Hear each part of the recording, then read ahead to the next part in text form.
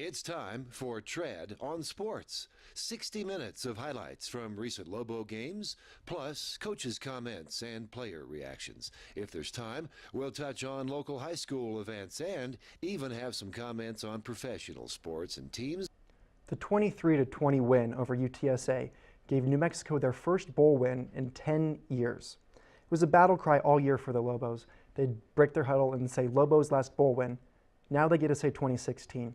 And after the victory, we got to sat down with Coach Davie and see what it meant to him. He started off talking about Richard McQuarley and the game in general. I think he's a heck of a player. He just showed me on video he did that double backflip or whatever the heck that was at the end of the game there, so I know he's a good athlete. So it wasn't our best offensive performance, but I think UTSA obviously had a lot to do with that. You know, Jason Sanders, again, the 52-yard field goal before the half. Chris Davis fielding punts in the wind. Chris Davis recovering the onside kick. We did have an extra point blocked. The one negative, you know, 4th and 1, we went for it, didn't make it. But we did go for it on 4th down and make it and punch the ball in the end zone. Defense, first of all, I think their quarterback is a really good athlete. Really hard to tackle, takes off and runs. They've got 2 good tailbacks. They hit us a little bit on a lead draw. But for the most part, our defense played solid all afternoon. And it was a well-played game. I thought the atmosphere was fantastic. Credit to UTSA for bringing all those people over here. And very educated. You know, you can tell they've been around a lot of football. You know, they responded when they needed to respond to. And our crowd, I thought our crowd, I don't know what the numbers were, but there was some energy in that stadium, there was some excitement in that stadium, and just the, you know, the emotion of people after the game and the things that they said to our coaches and to our players of appreciation resonates with me. So again, I mean, there's not much to talk about. We all know what kind of season it was. To play the first bowl game of the year on ESPN, get a win like this, and finish up with 9 wins is a credit to these guys, man. It's always and always has been about players, and I'm very proud of these guys. So, Rick. After talking about his team, Coach was asked about what he thought the Roadrunners did to slow down the nation's #1 rushing attack coming into the game. Yeah, there's no question that they were athletic. They also had some depth up in there. You know, they rotated guys in there, but, you know, I could see in pregame warm-up, they had some size and they had some athletic ability up front. And we really didn't get the ball going like we normally have. You know, probably held us, I don't know what the numbers ended up, but maybe our lowest offensive production of the year. And, you know, it's not because they had extra time, because people have had extra time before. I just thought they had a really good plan and they executed. And I think we could have thrown the ball a little bit more. I really think we had opportunities to throw it, but the conditions were so tough that we couldn't. But yeah, I mean, with a guy like Richard, he can make yards when there's nothing there. He does. He can make something out of nothing. And at the end, you know, we rode him. I mean, he became the guy that was hot, had the hot hand. And I think it's important to know he's not just a short yardage back. I mean, he can break the thing. He can get outside and he has speed. And I'm expecting big things from him next year. You know, Tyrone Owens hurt his foot, re-injured his foot, didn't play the second half. You also know Daniel Henry didn't play the second half. Ryan Santos didn't play the first half. So we were up against it a little bit with some key players out. If you consider a year ago, the Lobos were in a very similar situation, but having lost this game at home. Davie was asked what he thinks this win, not just the bowl win, but winning the last game of the season means for his team and his program going forward.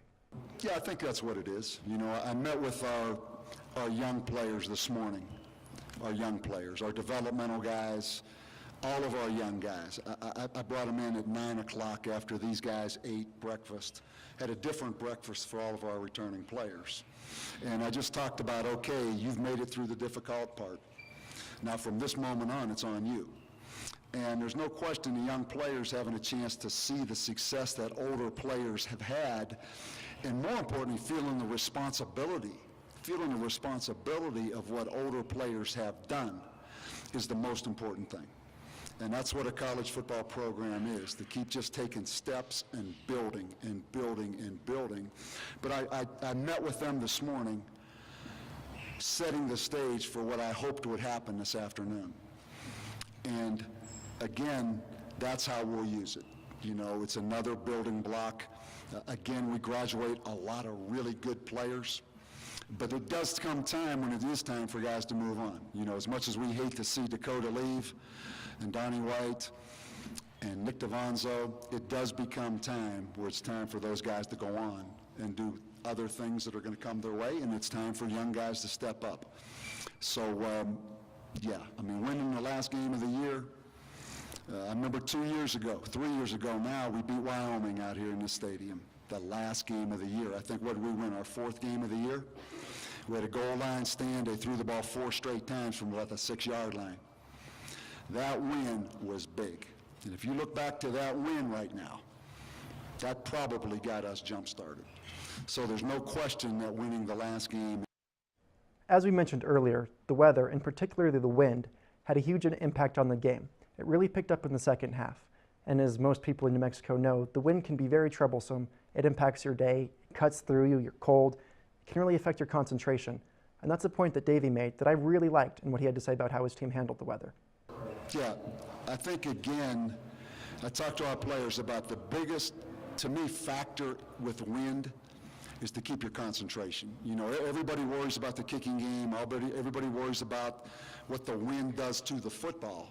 But to me, when that wind is howling like that, it's concentration. And UTSA did have some mistakes and some penalties and got a little discombobulated, which helped us.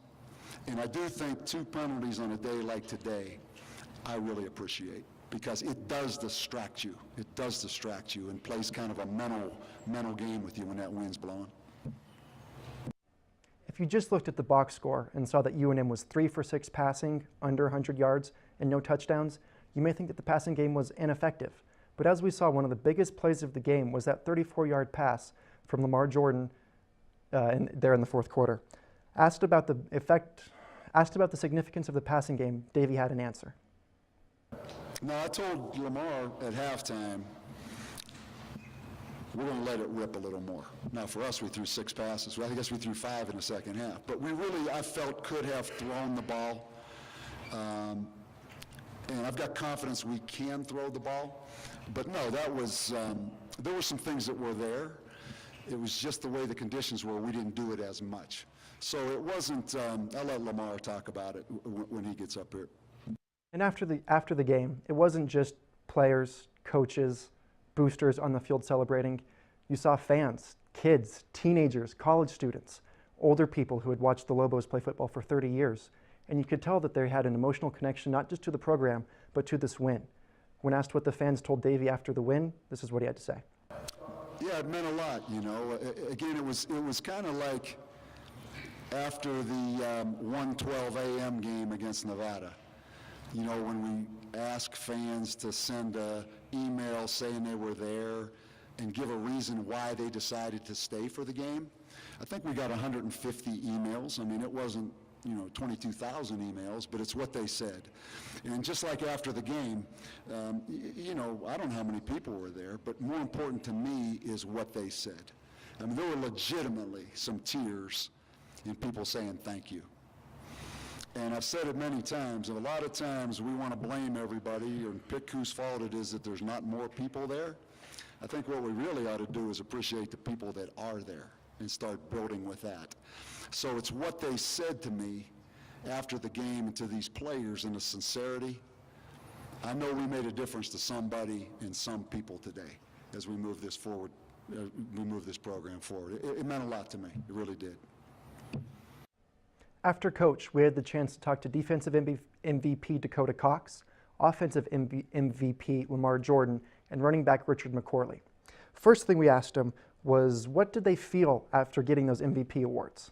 It's a blessing to get this award, but I mean, those 5 up front really deserve it, as well as, Richard McQuarley, that's hard running that he did, that's on his own, to be honest, take on 2-3 people. So, you got to thank him, you got to thank Gib, as well as the receivers, man, they're real undisciplined, as well blocking on the edge. So, I mean, you got to thank the whole offense. mean, it was just a great opportunity to go out there and, really put on for the last home game here in the Lobo uniform for me. So it meant a lot for me to go out with that award. But credit the whole defense. I mean, we did our job the whole time. We held them to a lot of field goals.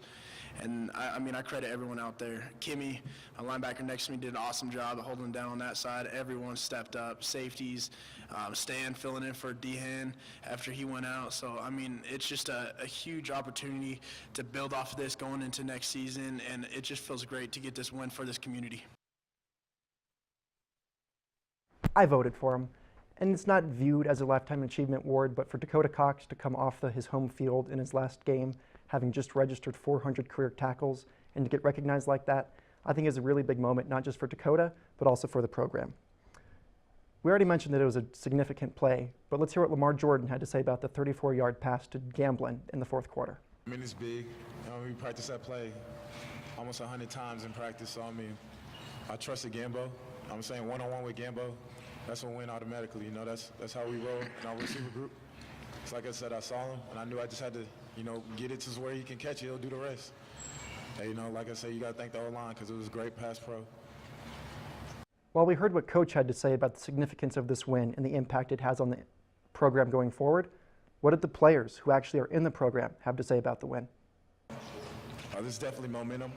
Like I said, last year when we lost, there was a lot of momentum. The next day we were in there working. So like I said, to get this win, it's truly a blessing. Like I said, me and Rick, we got one more year together. I mean, that's my boy since he came in. I know he was JUCO, but like I said, we always with each other 24 hours of the day. So like I said, it's good to have, one of your best friends back in the backfield with you for one more time.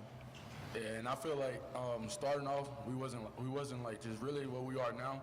So I feel like we can just tell the younger guys that about this motivation and help them continue to grind harder in practice and let them know that what we could be. So we need to just go in there and do the whole 110, make sure we stay focused and listen to the coach and then execute. Even though the Lobos played this game on their home field in front of their home fans, it's not a common occurrence in college football, and it won't happen again in New Mexico for at least 7 years. Due to bowl contracts and just how it works, UNM can only play at the New Mexico Bowl once out of every 7 years. Because you can start those 7 years whenever you want, New Mexico was allowed to do it twice in a row, but won't be allowed for another 7 years. Lamar and Dakota were asked what it felt to play this game in front of their home crowd and win it. Oh, without a doubt. I mean, in every interview, I'm always trying to get the fans to come out. I mean, we feed off the fans. I can speak for everybody in that locker room as well as in that whole building. When that stadium's packed, I mean, we play our best game. So, I mean, if this could just, be a lead on the next year, hopefully we can sell the thing out every home game as well. We want to put on a show for those guys. We do it for them. Yeah, I definitely think just for the fans coming out to support us, it gave us just a tremendous energy throughout the team to go out there and play every down and get them pumped up. And, I mean, they were great the whole game and sticking through the wind and all that and not wondering the whole time if it's going to rain again like it was this morning. So, I mean, I give credit to this whole community, and I know this win means so much to them. I really like those comments from Dakota. You could tell they were a little bit different from Lamar's just because this was his last game and he won't be able to do this again. But we go back to Dakota and hear what he had to say about the defense and how they played today.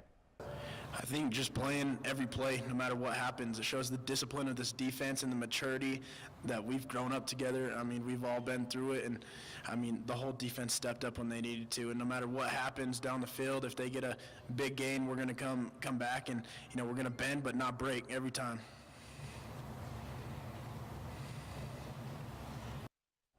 As we mentioned, the Lobos, who featured the nation's #1 rushing attack entering the game, were slowed relatively. They only rushed for around 250 yards and just over 4 yards a carry, which were both season lows. We asked Richard McQuarley and Lamar Jordan what they were seeing on the field and how UTSA was able to keep them in check. Well, I mean, they did a great job. They did a lot up front. That was really new to us, as well as, they contained the outside very well. You got to give credit when credit's due. But like I said, we kept grinding, we kept pushing. And, like I said, when you got guys like Gip and Rick who can make 1, 2, even 3 guys miss, I mean, you really can't scheme that at all. You just got to, tell them to try and tackle those guys. So, like I said, you really got to thank those guys as well as the O-line. Oh yeah, defensively, well they was physical, they rushed to the ball, but at the same time, like what Lamar was saying, we real humble at whatever we do, and me and Gil, during practice, we always compete. No matter what, we'll see who have the best hands out the backfield. Like I just mess with him, say something like, "Oh, Gil, I play linebacker, I hit you." Like it's just a thing to keep everybody going, to let Gil know that we can do whatever we put our mind to, and like I said, they physical, but we was more physical. I'd like to add one more thing about this guy. I tell you what, it's fun watching him progress every year, be more than just a power back. I mean, you saw a little bit of his speed tonight. So being a senior, I know he's going to put this offense on his back, and Lamar's going to help lead those guys. So it's exciting to watch both of these guys progress, and I'm excited to see what they can do next year. Most definitely. Again, really nice comments from Dakota on the pieces that are in place for next year. The Lobos were really lucky to have him these last 4 years, and you can tell he was an instrumental piece in getting this program to where it was. But we go back to Richard McQuarley and ask him what it meant to have a 9-win season. Yeah, I feel like that's great. 9 wins, that's a biggie. A lot of people doubted us. That's what we really wanted to do. We used the people who really doubted us, our motivators. Like, well, Coach had pulled up in the team meeting room, like it kind of hurt us a little because their coaches were saying that we was New Mexico State. You feel me? So I felt like we were just really bothered by that. Everybody had one mindset, and that was to win tonight. So I feel like we gave him the answer that he wanted. While that wraps up our coverage from the New Mexico Bowl, I just wanted to take a minute to talk about the event in general. UTSA is a great program. They've only been around 5 years, and they already made a bowl game, and they're a classy program with great players and a great coach. It's going to be very interesting to see where they can go in the next few years. New Mexico, on the other hand, is continuing to trend. They have Lamar Jordan coming back for next year, along with Richard McQuarley and the breakout freshman Micah Owens in the backfield. This is a team that's going to threaten to lead the nation in rushing again next year. When we come back on Tread on Sports, we're going to be looking at Lobos versus UTEP basketball, both men and women's, so please stay with us.